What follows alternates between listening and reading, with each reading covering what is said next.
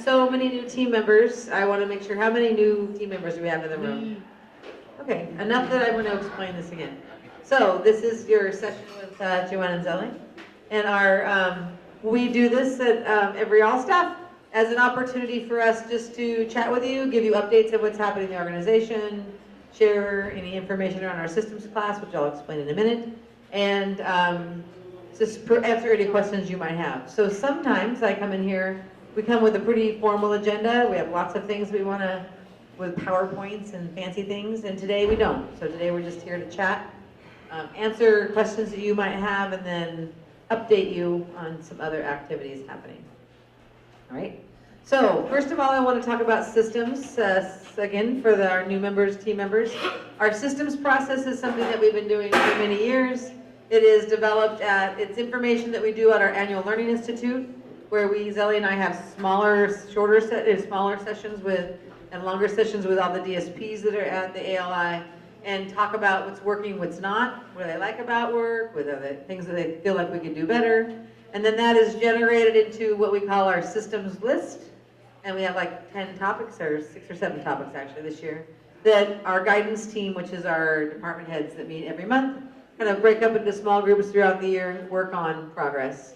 There is a Google Doc that we share with all of you that you can check on anytime you want and kind of look at where we're at on things. And that's been shared, so if you don't have it and you can't find it and you want it, you can email me and we'll reshare it. I'll reshare it with you to make sure. If I reshare it with everybody, then it loads up on everybody's Gmail and then they crouch at me. But if you don't have it and you want it and you send me an email, we'll make sure that you get shared on it. We actually do reshare it about every quarter, so next month we'll share it again. If you have we're really in the middle of a lot of progress, so I don't have anything specific to share with you. I just want to remind you that it's there and look at it and let us know if you have questions. Anybody have any questions on our system stuff? I'm sure you've all read it. Oh yeah, good. Good answer. You read it? No. Oh. Fine. All right. Okay. So there's systems. I also want to provide just a quick update on our staff forums. So have any of you watched the video of the staff forums in your team meetings? No? You have? All right, we got a few people. I know we had probably all total about 20 DSPs who actually came to the forums. And the staff forums are really about discussing the hours alignment that we're trying to work on, and I'll just, again, do a quick review of what that is in just a minute. I don't want to go through it. It's a little detailed to do in the short time we have here, so I'll try to do a quick review of what that is. And then remind you that we have forums coming up again at the end of the month. So check your Gmail, check your Google Doc, and they will go out. There's an RSVP if you want to fill it out, because we buy pizza or food or snacks, and we like to know how many people are there for it.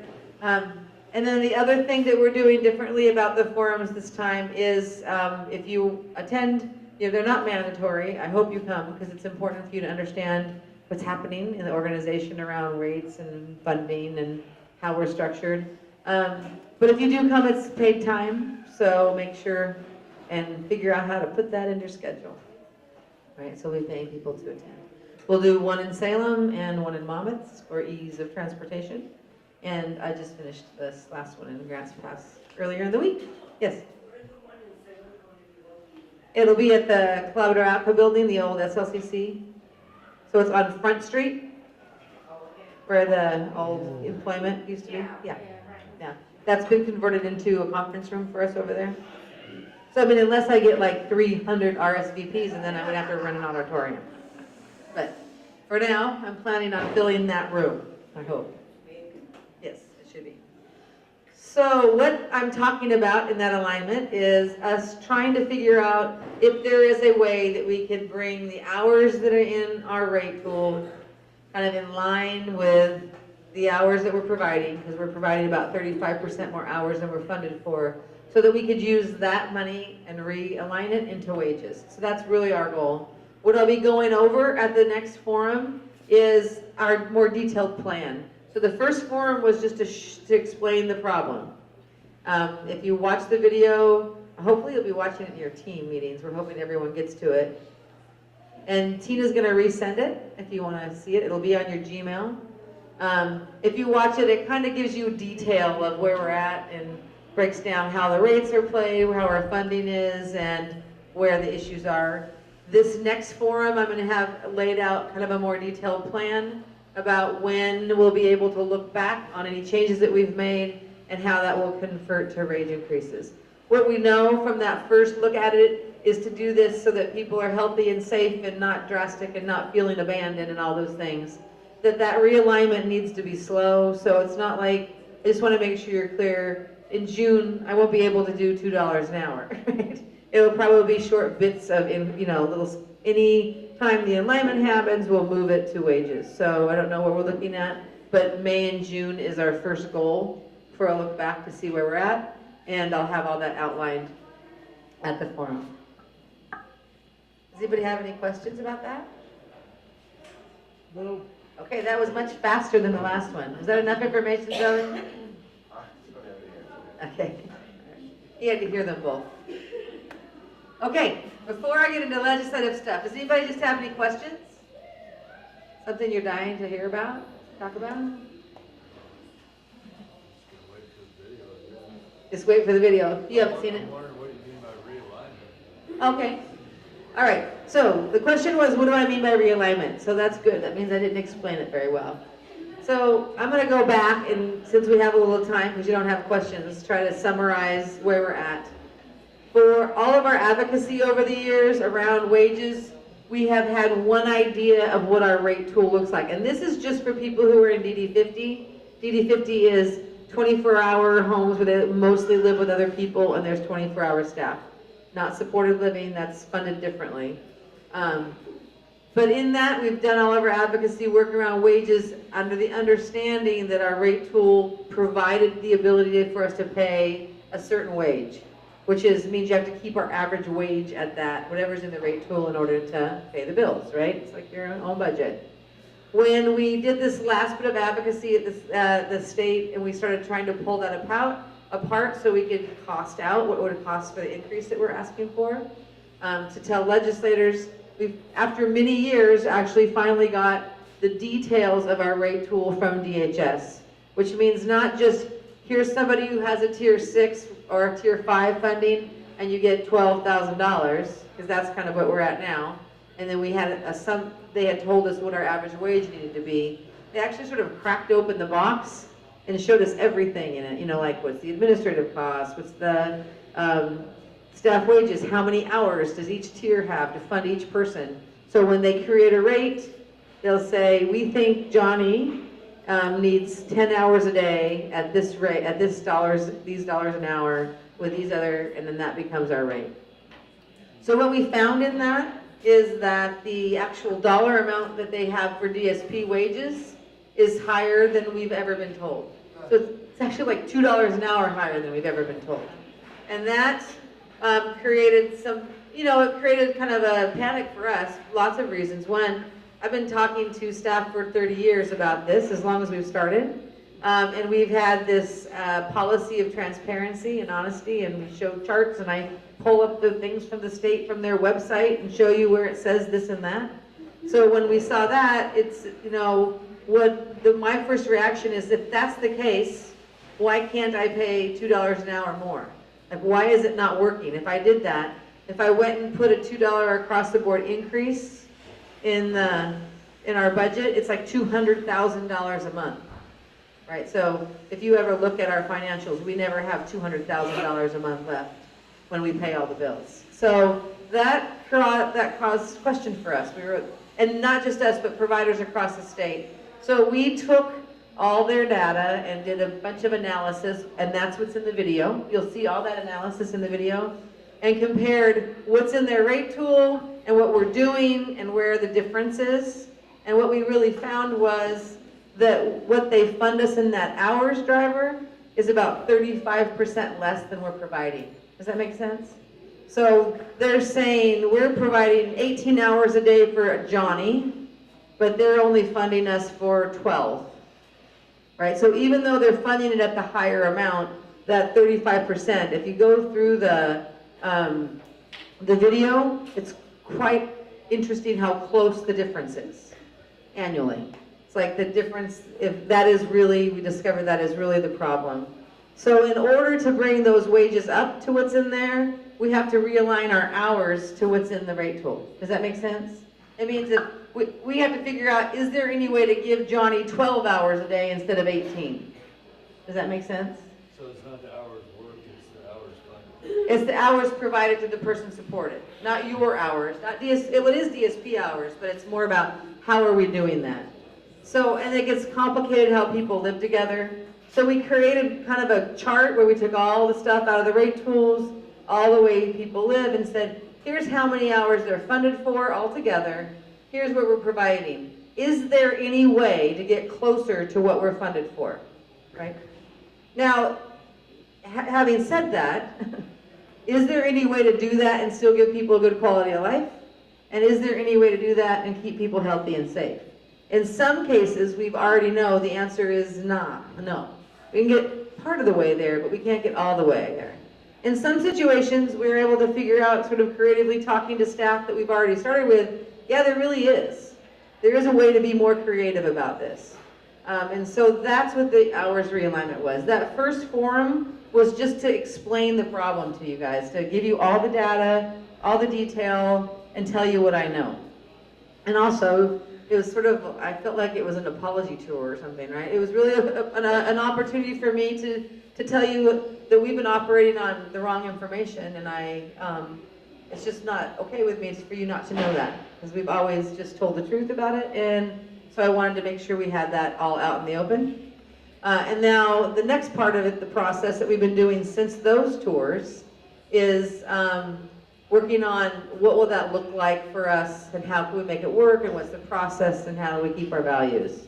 So that's where we're at. The commitment that we're making in the plan that you'll get at the next forum is that any alignment that we can do, which is any savings we can do from bringing hours down, will directly go to wages, right? So it's not about addressing PCL's bottom line, which has some issues, but this is really just focused on how do we realign hours and do something to bring our wages up. There's a couple reasons why that's really important. One, this job is important and deserves better wages. And two, if we had stability, if we had less staff openings, if we were doing less training every month, if we had less turnover, all those things will generate even more savings. So it's one of those things that will just sort of compound on itself, right? The savings is only going to compound up, which is only going to give us the ability to move that towards wages, I hope. It will not be all at once. This is a process that we think will take us probably over the next year, which is why I'm going to schedule sort of these every 3 months forums, so I can show you that same data. I gave you our baseline data, and then I'm going to share it at every one of our forums. Like, how have we done? Have we made any adjustment? What does that adjustment equal? Did that answer your question? All right. All right, so I don't want anyone to panic around.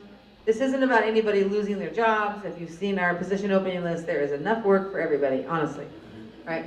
It's not at all our intention. It's about stability. This is about creating stability for you and for the people we support. Heather. So I know that in Horizons, or the 24-hour comp, they do a SIS every year. For SLP and for support services, they do an ANA, or an adult needs assessment. We are consistently now seeing, both in SLP and in support, that services are being cut by about 30%. How does that correlate with what it is we're trying to do in Horizons? That's a good question, and that's kind of a different problem. So the state, that kind of leads to legislative. The state is like seeing their support services, which is what they consider supported living in IS to be. They've seen that cost curve just like shoot through the ceiling. And so what they did was they realigned the ANAs to bring down hours by 30%. Now, we got to figure this one out. what was supposed to happen is that supported living was supposed to be carved out of that, and we're not seeing that. We're ironically seeing the same reductions in supported living as we're seeing in support services. So it is an issue that we're dealing with the state on, and we're providing them that data. As far as how that works in alignment is the difference in IS, although it doesn't help with the goals of your team, right? Is IS, our individual support service is a billable hour. So every hour we provide service, there's a direct billing related to it. It's not sort of a combined rate. So there's a natural way to bring those hours down to meet it. I don't know if I'm answering your question or not. You kind of are. Okay, right. It will, the hours alignment work that we're doing right now, this bigger picture, is only for our DD50 24-hour support, right? I think we do have to take another look at what's happening around supported living. There's a lot of change happening in our world, if you haven't noticed. Anybody watch the news? It's creating a lot of change. It's going to create a lot of change of how we provide service. It's going to change how we're funded. And hopefully you all don't have to worry about that other than when I tell you about it once every couple months, that we'll figure out how to adjust so people on the ground don't feel it. But that change is coming, and that will also affect what's happening with supported living. And the state's making some decisions about what they're going to pay for and how they're going to pay for it. So we don't know. We just don't know how that works yet. I think IS services and our individualized and brokerage services really will remain fairly stable with the exception of that new 30% reduction. So legislatively, there's a lot of state things happening legislatively. We're in the middle of session.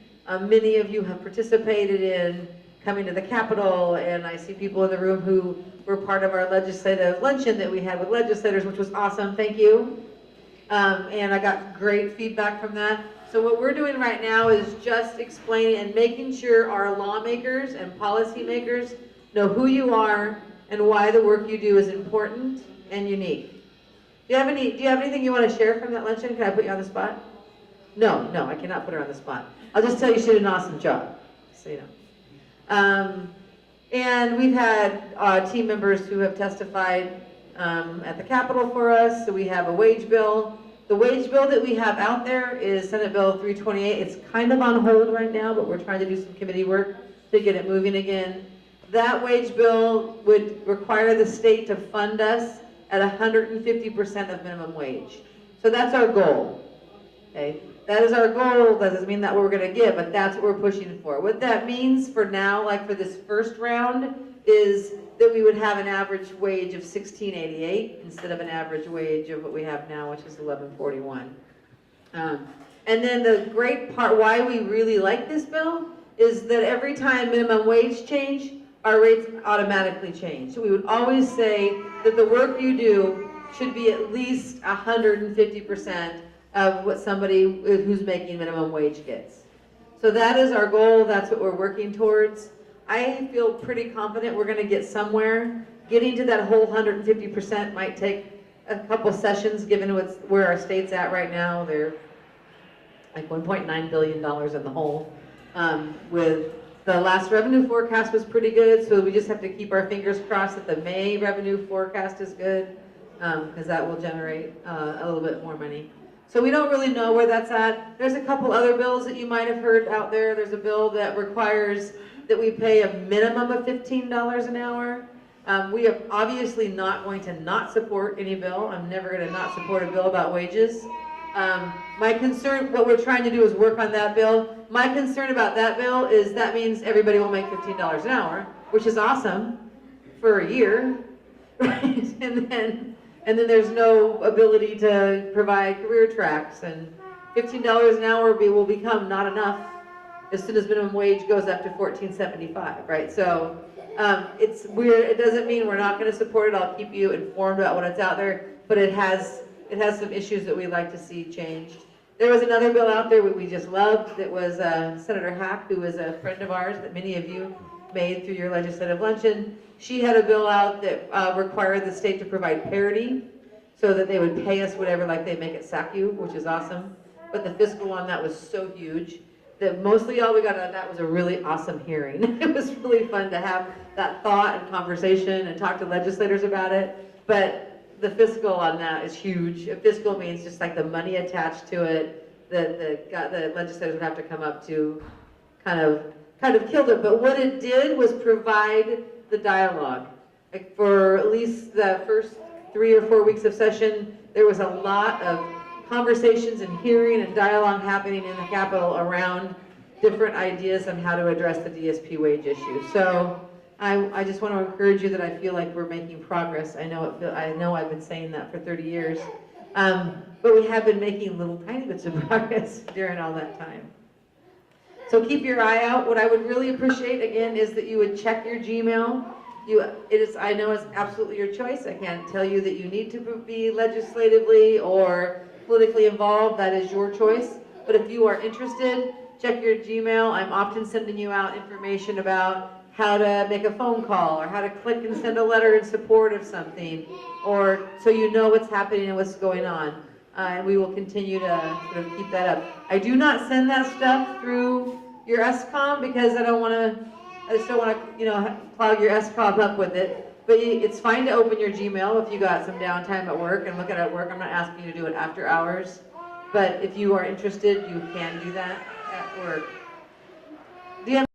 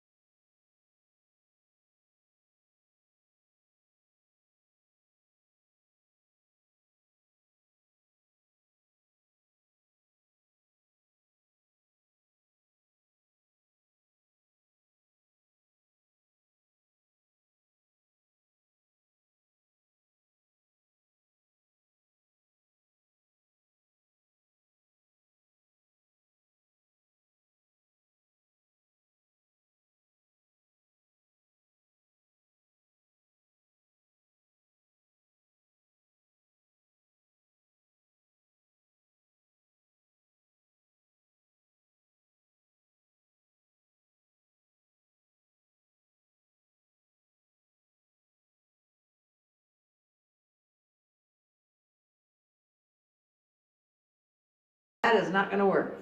And we were able to provide the contractor who's doing all the number stuff for the state with our data. And it's having an impact. How fast that happens is the problem, right? That is slow, and it also has to have money behind it. But it still is getting a better idea of where we're at. So the state is in the process of, once again, redefining how we're funded. But what I feel good about is just what you said. We're going into that much better informed and much better advocates than we were 10 years ago. So I'm excited about that. The other piece of it, to get to your question, then there's the part about people we support with pretty significant needs who have what we call Tier 7 funding. So Tier 7 funding is extra, like it's specially budgeted. And they give you like extra money to provide 2-on-1 and all these hours. We also pulled that apart, and that is really where most of our problems are, like those higher people with more significant needs, and I don't mean that they're a problem, because they're not, that's why we're here. I mean, the way that they're funding us is a problem. That particular issue, we're doing some pretty heavy advocacy on. We can't wait for you to fix that, right? That's got to get fixed sooner. So at the next forum, I think we meet with the state before the next forum. Is it next week, Ginger? Wednesday. Yes. Okay, it's next Wednesday? Yeah, we might not have met with the state before then, but I can give you an update on where we're at with that advocacy. But thanks for that question. Okay, I think it's time, but I have to say one other fast thing. Please, the other thing, if you are interested, please watch your Gmail about federal issues. Legislatively, this is your political session. There is significant things happening legislatively that will really affect us. Just, I'm going to leave you with remembering that we are funded in the Affordable Care Act. So how they repeal and replace that really matters. And if you're interested in that, just check your Gmail. Thanks. Bye. The exit out the back. Please exit out.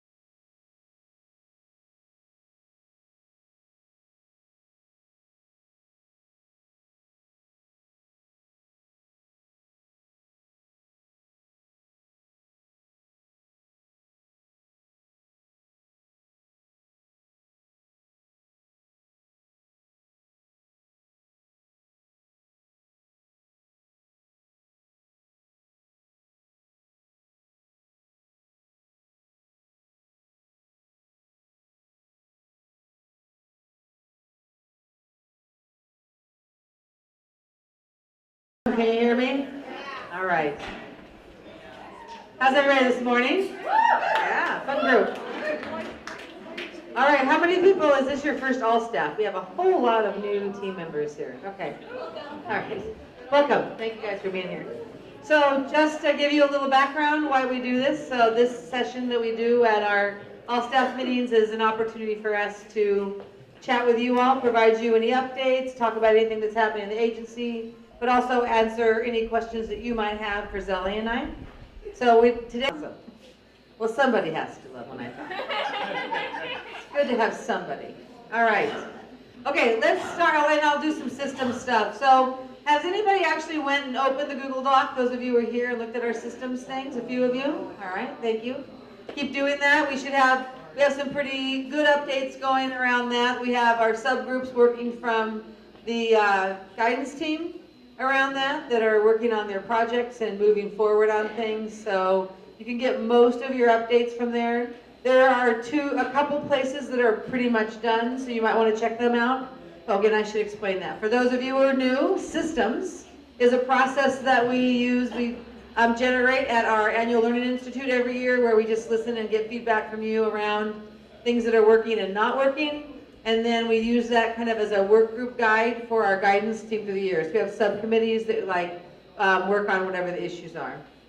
So the group that's working on person-centered services is just about done. They've got their statement out that we've gone and we've trained on, and then working on getting it embedded into all of our materials. So other than that, the progress is still going. So check that Google Doc. At the next all staff, what are we in, March, April, May? At the next all staff, I'll actually bring it up and we'll go over where people at on, I point here because this is where we put our charts when we do that. All right? Okay, so that's that. The next thing is the staff forums. A few of you, I had probably altogether about 20 staff attend the first forum we did. And then have you, Zelly, you were there? Thank you. No, I'd like to know, what is a staff forum? So, thank you, Zelly. That's an excellent question. So our staff forums are a process that we've been doing as we've been trying to figure out how to address sort of wage issues, what's in our budget, and how to create some opportunity for us to figure out how to make some progress on DSP wages without waiting for legislative action to do it. So, have you all watched the video? Anybody not watched the video? 55 have. 55 people have watched the video. All right, and your teams maybe. All right, then I'm going to do a very quick summary of it because I don't want to spend our whole time on it. But basically what the issue is, as we have been advocating for wages, so this can be a sort of a double fat staff forum and then legislative thing. Over the last several years, we've been working on legislators using the information we had about what's in our rate tool. So the rate tool is how it's designed, how we get paid. So people have a tier level, and then that spits out a certain amount of money, and then that's how our funding works. And in that rate tool, there's drivers that develop what that rate is. And one of those drivers is the DSP hourly reimbursement rate. And we've operated on, for the last 10 years, the understanding that that rate was $10.80 an hour, and then with the 4%, $11.24. What that means for us as an organization is we have to keep our average wage at that $11.24 so that we have the funding to do what we need to do. So that's kind of how we look at managing where we're at with our wages. We've used that level in advocacy. The good news is, the good and the bad news of it, is this, we've really done great work over the last 4 years, and legislators are starting to listen. So this session, there's really quite a movement to do something about DSP wages, even with the significant shortfall our state is facing and all the other looming federal issues. In doing that, they went to price it. So whenever there's a budget bill at the legislators, they have to send it to legislative fiscal to get a fiscal on the bill. So it's a little complicated. So then when they went in to price it, they kind of tore our rate tool apart and things that many of us have never seen before. And then came back and said, really, in the rate tool, the wage driver is significantly higher than we had thought. So like $2 an hour more. I'm kind of doing the whole forum over, so I have to be fast. Basically what we have to put, so that kind of sent us in a tailspin because we're like, we want to be honest, and we've always sort of been transparent with you all about what it is. So how could that be? How can the driver be more than we're paying, and we're still, like not seeing lots of extra money at the end of the month, right? It's like your checkbook, right? If you were paying something off differently, you should see a balance, a bigger balance at the end of the month. We weren't seeing that. So the long and the short of it is we dug apart those rate tools to figure out what the problem is, and it's lots of problems, lots of them, because we've never really seen all the pieces of our rate tool. We just see the end. This process kind of created this transparency at the state level where we got to see all the components of it. And the real problem that we found is they're funding us for about 35% less hours than we have to provide to meet people's needs well, right? So if you do the math, it about turns out to where that issue is. So our strategy on the short term was to think about, and this is what the forums were about, working with you and working with teams and say, are there places where we can bring the hours of support in line within the rate tool? And if we do that, that means that would create revenue to bring wages up. And that's kind of, does that make sense? Head nods if you're following. Okay. So, yes? Joanna says 35 hours less per person that we serve. It's 35% across the board. So some places we're right on. They do it by day, so if you watch the video, all this is in graphs and charts, and if you come to the next forum, I'll have more information for you there. They do it by day, so some of the sites where we support people, we're really close, and some we're off by like 35 hours a day. Right, so you can't really just take that out of a rate. You know, you can't go across the board and say everybody look at 35% different hours. That doesn't work. People won't be healthy or safe. So the alignment was just to tell you our plan, let you know we're getting started, and then what we need you all to be doing with your teams is start talking about, are there places that can happen? And we just don't know. And then our intention is to, and that's what the next forums are going to be about, so they're coming up the end of March. Check your Gmail, and I think they actually might have gone out in the SCOMs as well, but check your Gmail. So what I'll have for you then, that was just an announcement of what we're talking about. Those forums were my place to just sort of come out and let you know what's been happening, because I don't want you to hear someplace different that we haven't been telling you the truth all these years. So it was just about sort of bringing us all on the same page. And then our plan that we've been working on since then is to create a plan of what that would look like, sort of place by place. Can we do it? With the commitment that with any alignment that happens, that money, it's not about our bottom line, it's about moving that money from here to there. So any alignment that happens, we'll reinvest in wages. It's not going to be huge amounts like all at once.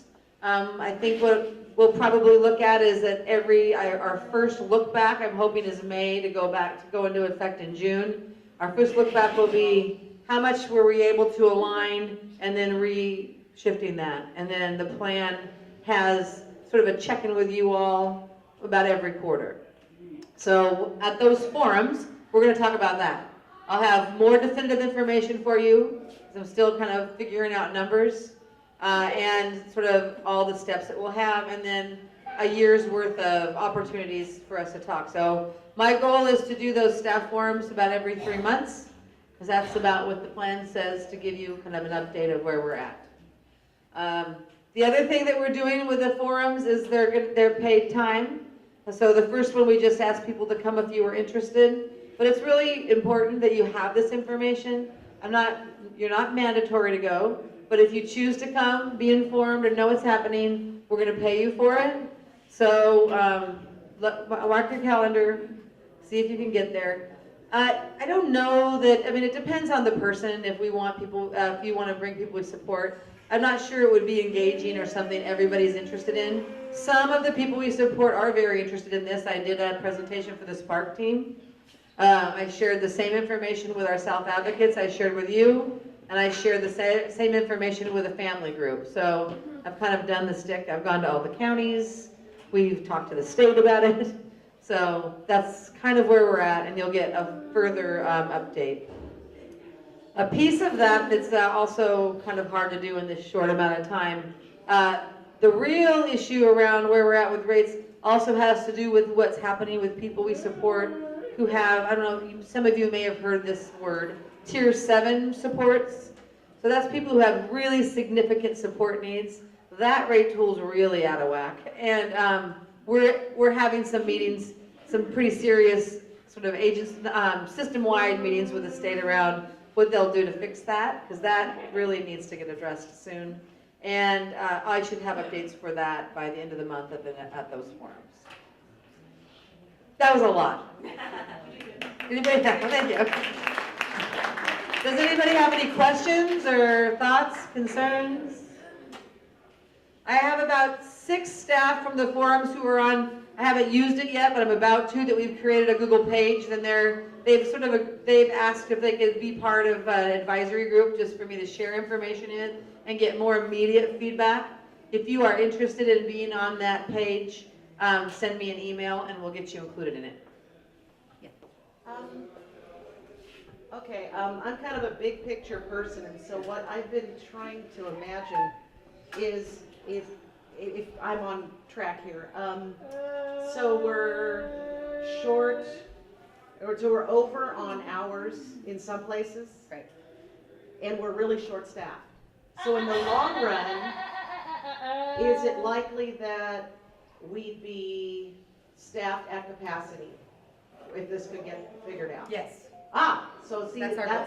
I'm not concerned about losing hours or losing my job, because I think cross-training it's something I've always done. Yeah. And so people shouldn't worry about jobs because we're already really short-staffed anyway. Yes. So there's a positive to this. Yes.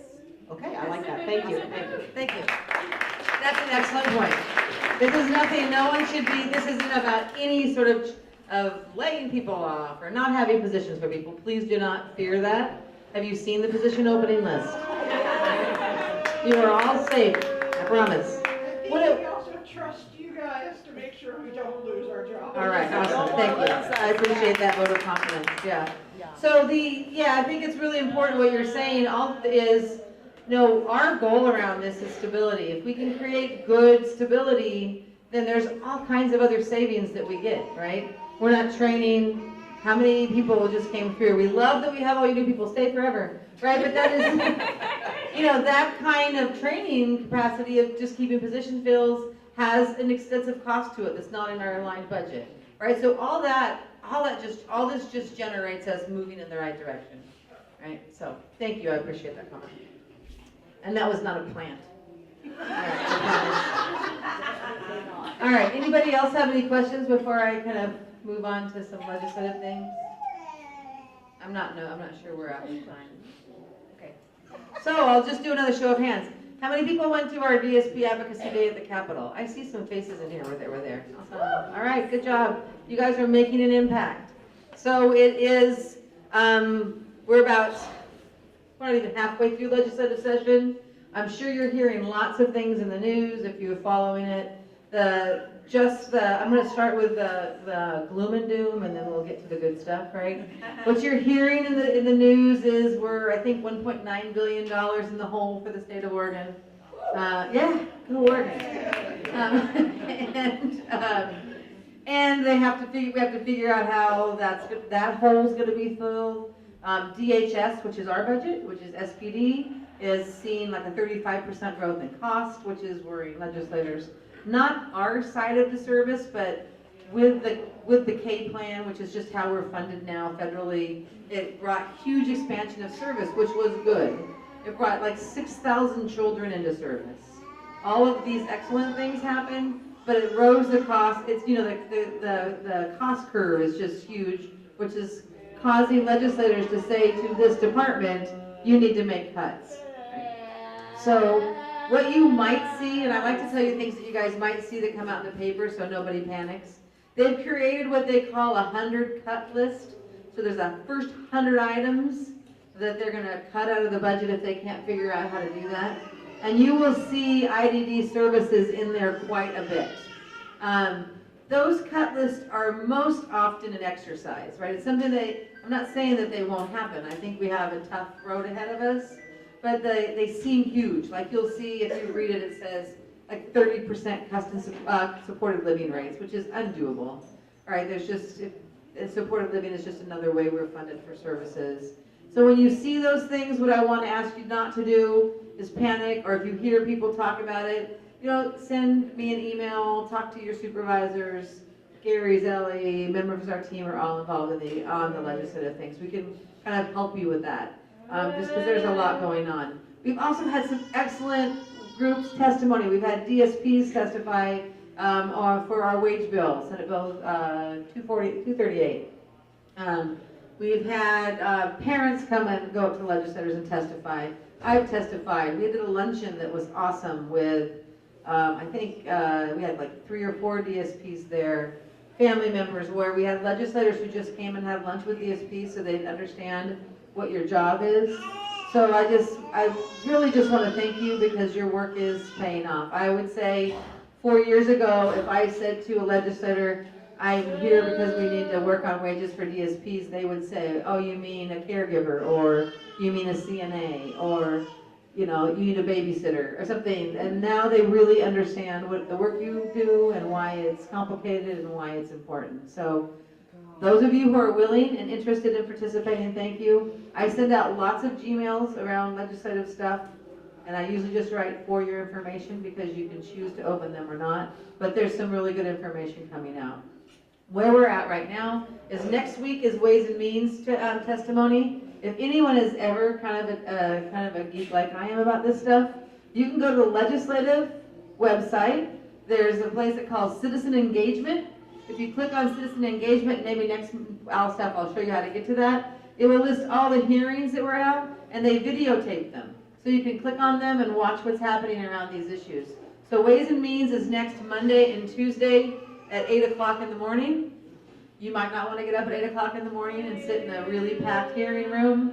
But you can anytime go back to that website, click on that link, and watch what's happening.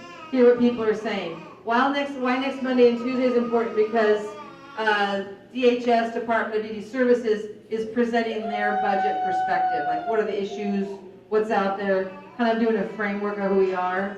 The following week on the 28th at 8 in the morning, again, is public testimony. So that is when there'll be public testimony on the budget. That's when we'll be there with hopefully some of our DSPs. If you're interested, let me know. And family members and several of us there testifying around our budget bills. So that's kind of where they're at. I'm feeling confident that we'll see something. I don't want to overpromise and think it's going to be where we need to be, but I think we're going to see something this session. Whatever we see come out of this session won't go into effect until January 18. It usually takes them about 6 months to roll up something. So as you see that come, we won't see those funds. If, let's say, there is a rate increase that goes towards wages, it won't roll into our rates. The session ends in July. We won't see it till probably January.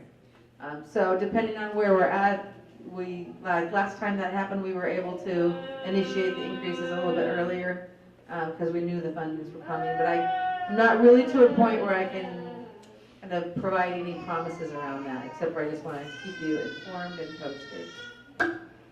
Anybody have any thoughts? Questions? We want to talk about federal things really quick? We got time. Let's talk about federal funds. Let's talk about repeal and replace the ACA. How many times have you guys heard that in the news? Too many. Too many. Here's some information I want to share with you. This is not, you get to have your own political opinion. My job is here to inform and educate you. I can't tell you how to think. But what you need to know about that is we are funded through the ACA. Our services are funded through the Affordable Care Act. There's a plans in there. When you hear them talk about enhanced Medicaid matches, so that the new plan that's out eliminates enhanced Medicaid matches in 2020. That's part of the current proposal. That's a problem, right? That is a significant problem for us. That is a huge amount of our funding. For Oregon, it would mean we would have to completely reorganize how services are done. Now, yes, ma'am. But Joanne, they're gonna replace that with block grants. Why might that not be enough? Well, that's an excellent question. So how it works now, when you have an enhanced match, you have the state matches the funds you spend. So it's about enrollment base. So that there's 10,000 people in service, then, and what it costs, you send that to the state and they match that money back. There's no cap on the funds that you get, so we can be an entitlement state, which is awesome about Oregon. One of the great things about Oregon is there's two. One, we have no institutions, and people with IDD are entitled to service. So that means they go, they need help, they get what they need, right? For some people, it's a few hours a month. For the people we support, it's 24 hours a day, right? A block grant would say, and I'm going to make up numbers, right? A block grant will takes it out of the federal government, moves it to the state, and would say, let's say you get $10 billion. I'm making that up because we would not get that much. That's a lot. Let's be more realistic. Let's say you get 50 million. All right. Then that 50 million would have to cover everything that we're doing. All right. Everybody who is eligible for that Medicaid has to be in that. What happens in block grant experiences is, well, there's two things. Managed care often comes in, so they hire big managed care companies to come in and manage it because they know they use actuaries and decides who gets what and when, like your doctors do, like do I get this test or not? The other thing in a managed care, in a block grant situation is we end up with wait lists, right? So you don't have entitlement. I might be over explaining it, but really what it is there's just one set of money that has to serve everybody. It's like if you had $25 for dinner, always, right? And one week there was 2 of you, and then the next week there's 25 of you, right? Now you've gone from being able to spend $12.50 a person for dinner that everybody gets $1. Does that make sense? Taco Bell. Yes, and we don't want the people we support to have Taco Bell services. I'm just saying.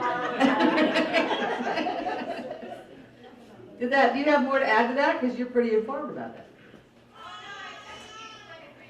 Oh, thank you. I appreciate it. So again, you have to decide where you're at in these things, but this is another great reason, if you are interested in being part of the solution, to watch your Gmail. Because I send you out lots of very easy things to act on. Like our association, so I send out links that just says, click on this and say I agree, and it will send it off to your legislators federally and state and say, because they track and count those kind of things. Or sometimes I'll send out that somebody that says, pick up the phone, call this person, and here's what you can say. Right? You don't even have to think about that. And what's kind of fun is they usually answer. Sometimes it'll get really, really busy, but if you call and do those sort of things.